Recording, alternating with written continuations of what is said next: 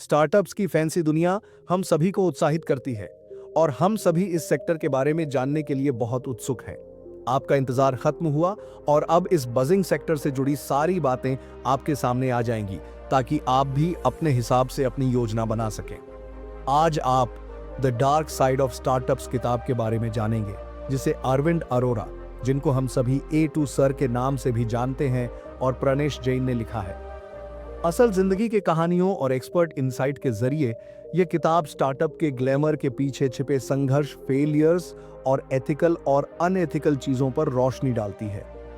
ये महत्वाकांक्षी founders, investors और कॉलेज के छात्र के लिए आंखें खोलने वाली एक किताब है, जिसमें स्टार्टअप की दुनिया से सीखे गए महत्वपूर्ण लेंसेस को शेयर किया गया है।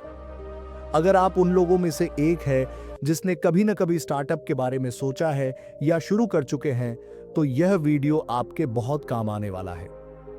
अरविंद अरोरा एक मशहूर भारतीय शिक्षक, मोटिवेशनल स्पीकर और सोशल मीडिया इन्फ्लुएंसर हैं।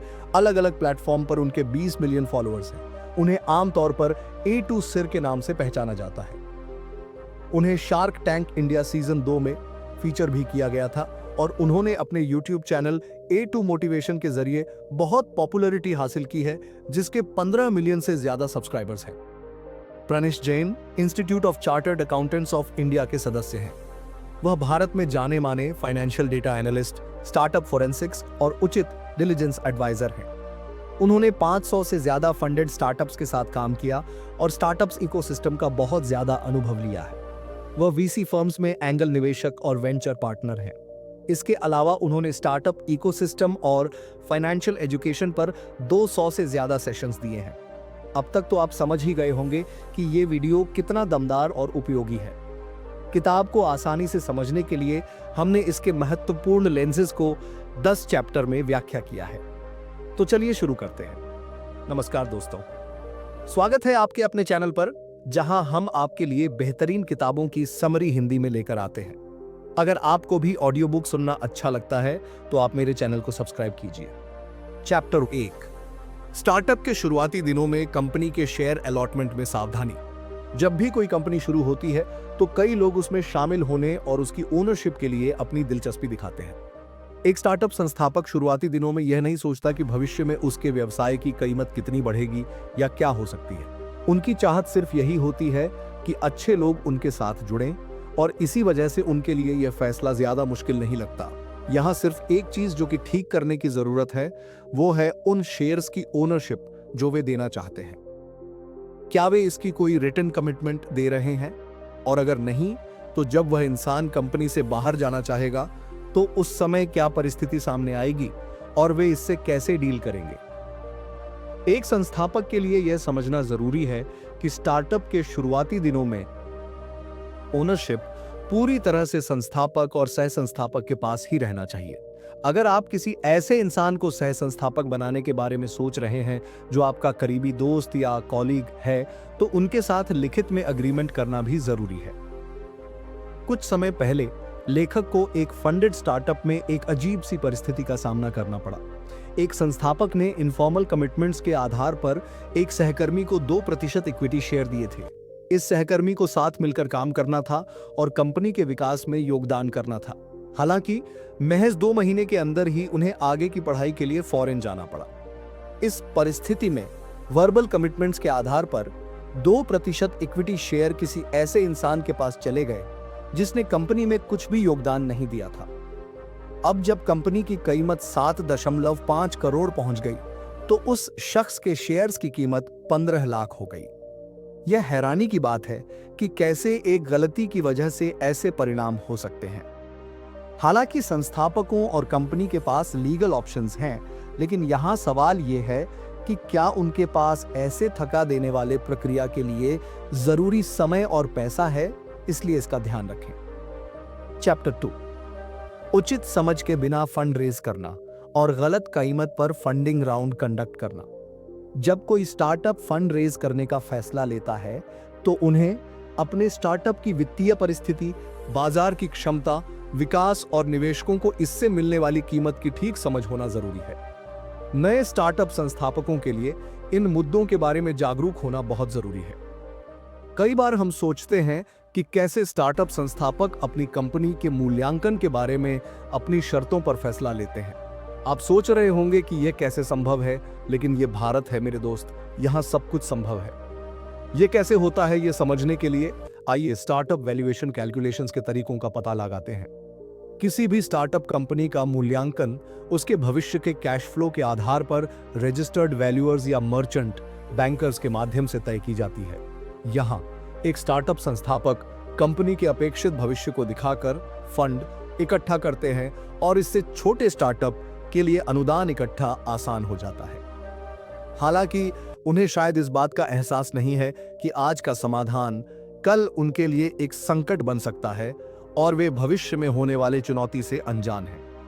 वर्तमान में आप देखेंगे कि प्री रेवेन्यू स्टेज यानी व्यवसाय स्टार्टअप के शुरुआती अवस्था स्टेज में भी यंग एंटरप्रेन्योर 10 से 20 करोड़ तक के मूल्यांकन पर अनुदान इकट्ठा कर रहे हैं।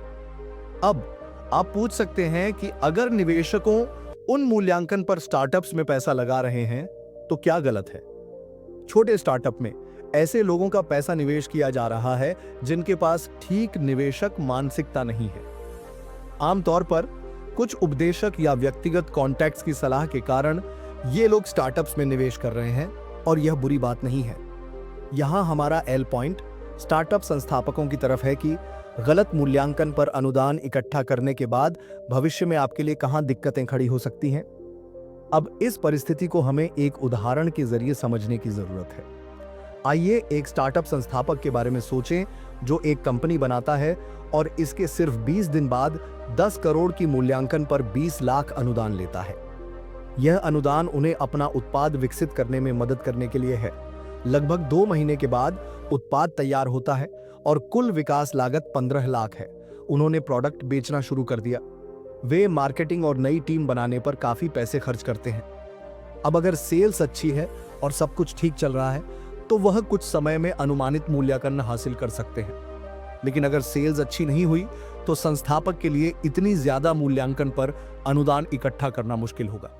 इस संदर्भ में या तो उसे मूल्यांकन कम करना होगा या अपनी पर्सनल सेविंग्स को व्यवसाय में लगाना होगा। बाद वाला विकल्प एक जोखिम भरा निर्णय हो सकता है क्योंकि यह सभी व्यक्तिगत बचत को खत्म कर सकता है और हो सकता है फिर भी मनचाहे परिणाम न मिले। अंत में भले ही वे किसी बैंक से अनसिक्योर्ड लोन लेने के बारे में सोचें, लेकिन इस स्थिति का ठीक से समाधान नहीं हो सकता। यह स्थिति हमें सिखाती है कि दिखावे में न फंसे और अपने स्टार्टअप के लिए सही मूल्यांकन पर निवेशकों से फंड रेज करना जरूरी है। जरूरत पड़ने पर थोड़ी ज्यादा इक्विटी छोड़ने की भी जरूरत हो सकती है, लेकिन गलत मूल्यांकन के साथ शुरुआत करने से आपको भविष्य में परेशानी हो सकती है। संस्थापकों को अक्सर इसका एहसास तब होता है जब वे ऊंचे मूल्यांकन पर फंड रेज करते हैं और फिर अनुदान खर्च कर देते हैं, लेकिन वास्तविकता को बहुत बाद में समझ पाते हैं। संस्थापकों के लिए यह समझना जरूरी है कि ऊंचे मूल्यांकन पर फंड रेज की अल्पकालिक संतुष्टि अदेती है, short term satisfaction long term challenges का कारण बन सकती है। चैप्टर 3, एक लाभकारी व्यवसाय को छोड़कर स्टार्टअप शुरू करना। हमारे देश में ऐसे कई युवा लोग हैं जो अमीर परिवार से आते हैं और उनकी परिवार बहुत लाभदायक व्यवसाय में लगी हुई है। आजकल ऐसा लगता है कि देश का हर दूसरा इंसान स्टार्टअप शुरू करना चाहता है। जब वे कॉलेज जाते हैं तो उन्हें स्टार्टअप से जुड़ी बातों के बारे में भी सिखाया और प्रेरित किया जाता है। ऐसे में कोई भी इंसान पुराने तरीकों से पारिवारिक व्यवसाय को जारी रखना पसंद नहीं करेगा, क्योंकि वहां उन्हें उतनी स्वतंत्रता नहीं मिलती जितनी वे अपने स्टार्टअप के जरिए हासिल कर सकते हैं। इसलिए वे परिवार के लाभकारी व्यवसाय को छोड़कर अपना खुद का स्टार्टअप शुरू करने के जुनून के साथ कड़ी मेहनत करते हैं। हालांकि इसमें कुछ भी गलत नहीं है। लेखक बताते हैं उन्होंने कई सफल स्टार्टअप देखे हैं जहां युवा लोगों ने स्टार्टअप की दुनिया में अपने परिवार के लाभकारी व्यवसाय की एक नई पहचान बनाई है। यह जरूरी है कि अगर आप कोई स्टार्टअप शुरू कर रहे हैं तो पहले उसे स्टेबल बनाने पर ध्यान दें और फिर उसे प्रॉफिटेबल बनाएं।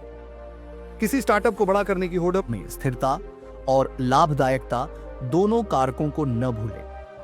कोई स्टार्टअप सिर्फ यूनिकॉर्न बन जाने से सफल नहीं हो जाता। यह असल में तब सफल होता है जब यह अपने आप में स्थिर और लाभकारी बन जाता है। जहां से आपका स्टार्टअप अपने आप से बड़ा हो सकता है, उस दिन से समझ लें कि आपके सभी फैसले सही होंगे, चाहे उनमें निवेशक अनुदान शामिल हो या बैंक लोन।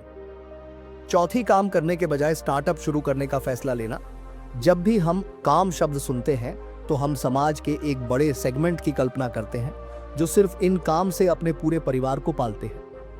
आज भी ऐसे कई युवा लोग हैं जो किसी कंपनी में काम तो कर रहे हैं लेकिन स्टार्टअप शुरू करने के मौके भी लगातार ढूंढते रहते हैं। कुछ को मौका मिलता है और वे स्टार्टअप के लिए अपना काम छोड़ देते हैं। कुछ काम करते हुए भी अपना स्टार्टअप शुरू करते हैं जब तक कि उन्हें भरोसा नहीं हो जाता कि उनका स्टार्टअप अच्छा चल रहा है। देश में लगभग ऐसे कई स्टार्टअप हैं जिनके संस्थापकों ने पहले काम की और फिर अपना स्टार्टअप शुरू किया। हालांकि ज्यादातर स्टार्टअप जो बंद हो गए हैं उनके संस्थापकों को काम पर लौटना पड़ा। ऐसे संस्थापक भी हैं जिन्होंने नए स्टार्टअप फिर से शुरू किए हैं और वे अभी भी स्टार्टअप की दुनिया में खुद को और अपने स्टार्टअप को बेहतर बनाने के लिए प्रयास कर रहे हैं। हमारी राय में दोनों विकल्प बुरे नहीं हैं। अगर आप फिलहाल काम कर रहे हैं और कुछ नया करने के लिए स्टार्टअप शुरू करना चाहते हैं तो बेशक स्टार्टअप की दुनिया में सभी रास्ते आपके लिए खुले हैं। इसका उल्टा, अगर आप स्टार्टअप जीवन से निराश हो गए हैं और अपने स्टार्टअप की सफलता को लेकर तनाव में हैं, तो आप हमेशा काम पर लौट सकते हैं। अब मुद्दा यह है कि कैसे समझें कि काम में बने रहना है या स्टार्टअप पर स्विच करना है या स्टार्टअप से काम पर वापस चले जाना है। इसके लिए आपको यह देखने की जरूरत होगी कि क्या आपका वर्तमान काम आपको जीवित रहने की अनुमति दे रहा है। यह फैसला खुद से लें और उसके अनुसार काम करें। अगर आप जानते हैं कि आपका सर्वाइवल खतरे में है और फिर भी आप अपने स्टार्टअप की सफलता की उम्मीद में लगे रहते हैं, तो मेरी राय में आप खुद को और अपने परिवार को मुश्किल में डाल रहे हैं। इसलिए नए स्टार्टअप को शुरू करने से पहले आपकी आय और बचत अस्तित्व से ज्यादा या कम से कम उतनी होनी चाहिए। चैप्टर 5, निवेशकों को संस्थापकों में बदलना। यह एक चक्रव्यूह की तरह है जिसमें कई स्टार्टअप संस्थापक अक्सर फंस जाते हैं। आपने नेशनल टीवी एक प्रसिद्ध चैनल में भी इस तरह के एपिसोड देखे होंगे जहां स्टार्टअप संस्थापकों ने निवेशकों को अपनी कंपनी में एक बड़ी हिस्सेदारी दी है, जिससे उन्होंने निवेशक को संस्थापक बना दिया, यानी कंपनी के अंदर सभी फैसले लेने का अधिकार दिया। आइए इसे करीब से समझते हैं। स्टार्टअप किसी भी संस्थापक के लिए एक अचीवमेंट है। सीधे शब्दों में कहें तो स्टार्टअप एक संस्थापक के संघर्ष की कहानी है जो उन्हें कर्मचारी नहीं बल्कि मालिक बनाती है। किसी भी स्टार्टअप में निवेशकों के अधिकार काफी सीमित हैं। हालांकि निवेशकों को स्टार्टअप्स में स्वामित्व अधिकार मिलते हैं, लेकिन कंपनी के बिजनेस ऑपरेशंस में उनकी कोई प्रत्यक्ष भागीदारी नहीं होती है। इसका मतलब यह है कि स्टार्टअप में संस्थापकों के पास व्यवसाय चलाने और बिना किसी रोक टोक के फैसला लेने की पूरी स्वतंत्रता होती है। अगर आप अपने निवेशक को संस्थापक में बदल देते हैं तो यह कहीं ना कहीं फैसला लेने की आपकी आजादी को सीमित कर सकता है। यह भी संभव है कि जिस मुख्य उद्देश्य के लिए आपने स्टार्टअप शुरू किया था वह खो जाए और आप अपनी ही कंपनी में कर्मचारी बन जाएं। कुछ साल पहले मुंबई आईआईटी के 2 संस्थापकों ने एक innovative health care device company शुरू की थी। उन्होंने तकनीकी और स्वास्थ्य वस्तुएं के संयोजन से एक अद्भुत उत्पाद बनाने के लिए बहुत मेहनत से काम किया। उन्होंने इस टूल को विकास करने के लिए केवल कुछ ही एंगल निवेशकों से फंड रेज किया था। उत्पाद तैयार होने के बाद कंपनी को उत्पाद के प्रोडक्शन और डिस्ट्रीब्यूशन के लिए पैसों की जरूरत थी। इस जरूरत को पूरा करने के लिए उन्होंने अपना अगला फंडिंग राउंड एक ऐसे निवेशक के साथ बंद किया जिसे कंपनी में इक्विटी दी गई और वह सह संस्थापक बन गया। निवेशक वित्तीय बहुत अच्छी स्थिति में था। उसने उत्पाद को समझने में 6 महीने बिताए और इसकी मार्केट क्षमता को समझा। बाद में निवेशक अपनी टीम के लोगों को कंपनी में लाया जिन्होंने उत्पाद के उत्पादन में संस्थापक की मदद की और इस तरह संस्थापक के साथ रहकर अंदर की चीजों को समझा। 1 साल के अंदर ही निवेशक ने उत्पादन, वितरण और बाजार पर मजबूत पकड़ बना ली। इसके बाद निवेशक ने कंपनी के अंदर टकराव पैदा करना शुरू कर दिया और संस्थापकों पर दबाव बनाना शुरू कर दिया। धीरे धीरे निवेशक ने कंपनी का पूरा नियंत्रण अपने हाथ में ले लिया और संस्थापकों पर इस हद तक दबाव डाला कि उनके पास अपने उत्तरजीविता के लिए कंपनी से इस्तीफा देने के अलावा कोई विकल्प नहीं था। चैप्टर 6, स्टार्टअप में गलत निवेशक से अनुदान लेना। स्टार्टअप में निवेशक एक एंगल की तरह होता है जो स्टार्टअप का पालन पोषण, नर्चर करता है और उसे ऊंचाइयों तक ले जाता है। हालांकि उस एंगल निवेशक की तलाश करना भी किसी बड़े चुनौती से कम नहीं है। जब आप किसी स्टार्टअप में हो तो यह समझना जरूरी है कि निवेश करना एक जोखिम भरा काम है। संभव है कि निवेश की गई रकम खराब हो जाए या हो सकता है कि वे 100 गुना लाभ कमा लें। हर स्टार्टअप संस्थापक इस तथ्य से जागरूक है कि हर स्टार्टअप हिट नहीं होगा। अगर आप किसी निवेशक को अपनी कंपनी में पैसा लगाने के लिए मना रहे हैं, तो आपके लिए उनकी मानसिकता को समझना जरूरी है। क्या उन्होंने पहले भी निवेश किया है? क्योंकि अगर उन्हें निवेश के जोखिम के बारे में पता है, तो आपको चिंता करने की जरूरत नहीं है। लेकिन अगर उन्हें निवेश करने की अच्छी समझ नहीं है, तो इससे आपको परेशानी हो सकती है। अगर आपका स्टार्टअप उनकी एक्सपेक्टेशन के अनुसार लाभकारी परिणाम उत्पन्न करने में काबिल नहीं होगा, तो कुछ समस्या पैदा हो सकती है। बहुत सारे स्टार्टअप और संस्थापक ऐसी ही परिस्थिति से गुजरे हैं, जहां उन्होंने उन निवेशकों से निवेश ले ली जिनका इन्वेस्टमेंट माइंडसेट नहीं था। यही वजह थी कि बाद में उन्हें परेशानी का सामना करना पड़ा। कई बार ये निवेशक सिर्फ अपना पैसा वापस पाने के खातिर संस्थापकों को काम नहीं करने देते। बहुत से निवेशक संस्थापक के साथ दुर्व्यवहार करते हैं, जिससे उनकी कार्य क्षमता में समस्या आती है और अंत में स्टार्टअप को बुरी तरह नुकसान उठाना पड़ता है। चैप्टर 7, किसी स्टार्टअप में चल रहे नुकसान के बावजूद निवेश जारी रखना। देश के लगभग 80% यूनिकॉर्न स्टार्टअप अभी भी लाभ में नहीं है। यह स्टार्टअप इकोसिस्टम इस तरह से विकास हुआ है कि किसी स्टार्टअप की मूल्यांकन के लिए प्रॉफिटेबिलिटी एक जरूरत नहीं है, जो संस्थापकों के लिए एक बेंचमार्क के रूप में काम करता है। किसी कंपनी की मूल्यांकन अलग अलग कारक पर निर्भर करती है। यहां तक कि जो स्टार्टअप शुरुआत से ही नुकसान में चल रहे हैं, उन्हें भी उम्मीद है कि एक दिन वे अपने स्टार्टअप को यूनिकॉर्न में बदल सकते हैं। इसी उम्मीद में चलते रहने से स्टार्टअप्स को दूसरे कारकों के साथ साथ अपनी मूल्यांकन बढ़ाते समय नुकसान उठाते रहना होगा। अब अगर अनुदान का प्रवाह चलता रहता है, तो आप फंडिंग राउंड खेलते खेलते अपनी कंपनी को यूनिकॉर्न में बदल सकते हैं। हालांकि अगर यूनिकॉर्न का स्टेटस हासिल करने से पहले या बाद में अनुदान खत्म हो जाती है, तो आपके पास 3 विकल्प हैं। पहला विकल्प अपनी कंपनी के लिए बायआउट करना है। दूसरा विकल्प अपनी कंपनी के लिए आईपीओ इनिशियल पब्लिक ऑफरिंग करना है, पब्लिक ऑफरिंग। तीसरा विकल्प कंपनी को बंद करने का है। मजेदार बात यह है कि स्टार्टअप शुरू करने से लेकर यूनिकॉर्न बनने तक और यूनिकॉर्न बनने के बाद भी आपके लिए जोखिम की कोई कमी नहीं है। हालांकि इन सब के बीच आपको एक संस्थापक के रूप में कंपनी से अच्छी वेतन मिलती है, जो आपको उत्तरजीविता के तनाव से दूर रखती है। असली पैसा तब बनता है जब आपके रास्ते पहले विकल्प या दूसरे विकल्प के लिए खुलते हैं। अब आप समझ गए होंगे कि स्टार्टअप संस्थापक घाटे में स्टार्टअप चलाने का जोखिम क्यों उठाते हैं। इसलिए ताकि कंपनी ग्रो होने पर उन्हें शेयर से अच्छा लाभ हो। चैप्टर 8, मुख्य उत्पाद और सेवाएं पर ध्यान केंद्रित करें। ज्यादातर स्टार्टअप को फंडिंग मिलने के बाद उनका ध्यान भटक जाता है और वे समझ नहीं पाते कि स्टार्टअप बनाने के पीछे उनका उद्देश्य क्या था। यह सब भूलकर वे अपनी कंपनी और उत्पाद सेवा को सिर्फ एक ब्रांड के रूप में बेचने की कोशिश करते हैं। इससे उनका ध्यान भटक जाता है। जब किसी स्टार्टअप के पास कई प्रोडक्ट सर्विस हों, तो उन्हें मुख्य उत्पाद सेवा पर ध्यान देना चाहिए और उसकी गुणवत्ता में सुधार पर काम करना चाहिए, ताकि कोई दूसरा उत्पाद सेवा या ब्रांड बाजार में उसका मुकाबला न कर सके। यही वह चीज है जो आपके स्टार्टअप को बाजार में यूनिक सेलिंग प्रोपोजिशन यूएसपी देती है। कई औसत गुणवत्ता वाले उत्पाद सेवा के साथ बाजार में आने से बेहतर है कि एक उच्च गुणवत्ता वाला उत्पाद सेवा बनाया जाए। चैप्टर 9, स्टार्टअप शुरू करने के लिए जरूरी चीजें। इसके लिए सबसे पहले आपको इन प्रक्रिया से गुजारना होगा। आइडिया। सबसे पहले आपके पास व्यवसाय के आइडियाज होना चाहिए। अपने स्टार्टअप की तैयारी करने और उस पर काम करने से पहले अपने विचार को पूरी तरह से मानने जरूर करें कि क्या सच में उसकी बाजार में डिमांड है। इस तरह से जब आप किसी विचार पर काम करना शुरू करते हैं, तो आप ज्यादा मजबूत बिजनेस मॉडल के साथ बाजार में प्रवेश करने के लिए तैयार होंगे। प्लानिंग एग्जीक्यूशन, इस स्तर पर आपको जरूरी कार्यों को करने की जिम्मेदारी सौंपनी होगी और इसी के साथ बाजार की मांग का ध्यान रखना होगा। अगर आपका प्रोडक्ट डेवलपमेंट सही ढंग से नहीं किया गया है, तो आप अपने आप को जल्द ही स्टार्टअप की दौड़ से बाहर पाएंगे। आपको इसके बारे में उत्पाद का परीक्षण करना और बाजार की प्रतिक्रिया से पता चल जाएगा। रेवेन्यू जनरेशन, इस स्तर पर कंपनी की सेल्स स्ट्रैटेजी को बनाएं। ध्यान दें, जितना ज्यादा हो सके उतने विभिन्न आय स्रोत बनाएं। फंडिंग राउंड, स्टार्टअप के अलग अलग चरण में अलग अलग स्तर पर अनुदान ली जाती है। उदाहरण के लिए किसी कंपनी के शुरुआती दिनों में एंगल निवेशक अनुदान देते हैं।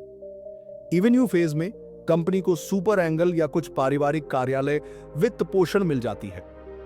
जैसे ही कंपनी सफलतापूर्वक अपनी व्यापारिक यात्रा शुरू करती है और अच्छे आय के साथ आगे बढ़ती है, वेंचर कैपिटलिस्ट्स कंपनियों के उत्पाद बाजार के अनुसार और बिजनेस मॉडल को ध्यान में रखते हुए अनुदान देने में दिलचस्पी दिखाती हैं। यूनिकॉर्न बनने की दिशा में यात्रा यहीं से शुरू होती है। Exit strategy. एक स्टार्टअप संस्थापक तब सफल नहीं होते जब उसे अनुदान मिल जाती है, बल्कि एक स्टार्टअप संस्थापक तब सफल होते हैं जब वह सही समय पर स्टार्टअप से बाहर निकलते हैं और उससे पैसा कमाते हैं। स्टार्टअप संस्थापक के लिए अपनी एग्जिट स्ट्रैटेजी की प्लानिंग करना जरूरी है। एक ठीक से बनाई हुई एग्जिट स्ट्रैटेजी से न सिर्फ संस्थापक को फायदा होता है, बल्कि निवेशकों को भी अच्छा परिणाम मिलता है। आमतौर पर स्टार्टअप में संस्थापक या निवेशकों के पास बाहर निकलने के लिए ये विकल्प होते हैं। एक्विजिशन। स्टार्टअप को ऐसी बड़ी कंपनी को बेचना जो स्टार्टअप की तकनीक, उत्पाद और ग्राहक के आधार कस्टमर बेस में अच्छा लाभ देखती हो। IPO, initial public offering. Stock exchange पर अपने शेयर्स को लिस्ट करके स्टार्टअप को पब्लिक करना। इससे निवेशकों को पब्लिक मार्केट में अपने शेयर बेचने की अनुमति मिलती है। मर्जर। ज्यादा इफेक्टिव ढंग से तालमेल बनाने या पैमाना करने के लिए स्टार्टअप को किसी दूसरी कंपनी के साथ मर्ज करना। Management buyout, MBO. स्टार्टअप को अपनी प्रबंधन टीम को बेचना, जिससे संस्थापक और कुछ कर्मचारी को नियंत्रण लेने की अनुमति मिलती है। लिक्विडेशन। व्यवसाय को बंद करना और उसके इश्यूज को बेचना। Private equity buyout. स्टार्टअप को एक ऐसी प्राइवेट इक्विटी फर्म को बेचना जो इसकी मूल्यांकन बढ़ाना चाहती है और फिर इसे ज्यादा कीमत पर बेचना चाहती है। अध्याय 10। भारत में एक कंपनी को रजिस्टर कैसे करें। भारत में एक कंपनी को रजिस्टर करने के लिए आपको कई स्टेजेस का अनुसरण फॉलो करना होगा और अलग अलग फॉर्मेलिटीज पूरी करनी होंगी। यहां इस प्रक्रिया का एक आसान सा ओवरव्यूज दिया गया है। यह तय करें कि आप किस तरह की कंपनी को पंजीकरण करना चाहते हैं। सामान्य विकल्प में private limited company, public limited company, limited liability partnership, LLP आदि शामिल हैं। डिजिटल हस्ताक्षर प्रमाण पत्र लें, निदेशक पहचान संख्या लें, नाम रिजर्वेशन। अपनी कंपनी के लिए एक अद्वितीय नाम चुनें और एमसीए पोर्टल पर एसपीआईसी पार्ट ए सेवा के माध्यम से नाम आरक्षण के लिए आवेदन करें। दस्तावेज का अनुबंध तैयार करें। मेमोरेंडम ऑफ एसोसिएशन एमओए और आर्टिकल्स ऑफ एसोसिएशन एओए सहित आवश्यक दस्तावेज तैयार करें। ये दस्तावेज कंपनी के उद्देश्यों, नियमों और विनियमों की व्याख्या करते हैं। निगमन दस्तावेज इनकॉर्पोरेशन डॉक्यूमेंट्स भरें। एक बार नाम स्वीकृत हो जाने के बाद एमसीए पोर्टल पर एसपीआईसी इलेक्ट्रॉनिक रूप से कंपनी को शामिल करने के लिए सरलीकृत प्रोफार्मा फॉर्म से एमओए, एओए और अन्य आवश्यक फॉर्म सहित निगमन दस्तावेज भरें और पैसा जमा करें। कंपनी की अधिकृत पूंजी और अन्य कारकों के आधार पर आवश्यक स्टैंप शुल्क और अन्य निगमन शुल्क जमा करें। निगमन का प्रमाण पत्र, सर्टिफिकेट ऑफ इनकॉर्पोरेशन। एक बार जब एमसीए आपके आवेदन और दस्तावेजों को संसाधित कर लेता है तो आपको निगमन का प्रमाण पत्र मिल जाएगा। यह आपकी कंपनी के आधिकारिक पंजीकरण का प्रमाण है। पीएएन कार्ड लागू करें, एक बैंक खाता खोलें, अनुपालन, कंप्लायंस और पंजीकरण। पंजीकरण के बाद विभिन्न कानूनी और नियामक आवश्यकताओं जैसे माल और सेवा कर जीएसटी पंजीकरण यदि लागू हो और किसी भी अन्य आवश्यक लाइसेंस या परमिट का अनुपालन सुनिश्चित करें। निष्कर्ष के रूप में यह पुस्तक स्टार्टअप्स का डार्क साइड का सारांश है, जिसमें लेखक स्टार्टअप्स से जुड़े विभिन्न चुनौतियों और अवसरों पर चर्चा करते हैं। इस पुस्तक में कुल 39 अध्याय हैं और हमने इनमें से 10 अध्यायों का सारांश शामिल किया है। शेष अध्यायों की जानकारी के लिए पुस्तक को विस्तार से पढ़ना उचित है। इसके पन्नों में आप सीखेंगे कि स्टार्टअप फंडिंग का प्रभावी ढंग से कैसे उपयोग करें, यूनिकॉर्न स्टार्टअप्स और बड़े उद्यमों की वास्तविकताओं को समझें, स्टार्टअप्स के भीतर विषैले संस्कृतियों से कैसे बचें और पहचानें कि स्टार्टअप के संस्थापक आपकी व्यक्तिगत जीवन पर नकारात्मक प्रभाव डाल सकते हैं। इसके अतिरिक्त पुस्तक यह भी बताती है कि यदि निवेशक अपनी पूंजी खो देते हैं तो क्या करना चाहिए। यह व्यापक संसाधन उन सभी के लिए आवश्यक है जो स्टार्टअप पारिस्थितिकी तंत्र में रुचि रखते हैं। यह आपके स्टार्टअप परिदृश्य से संबंधित सभी प्रश्नों का उत्तर देने का वादा करता है। धन्यवाद। आशा है गाइज आपको यह समरी अच्छी लगी होगी। आप सबका धन्यवाद। वीडियो पर बने रहने के लिए मिलते हैं एक नए वीडियो में।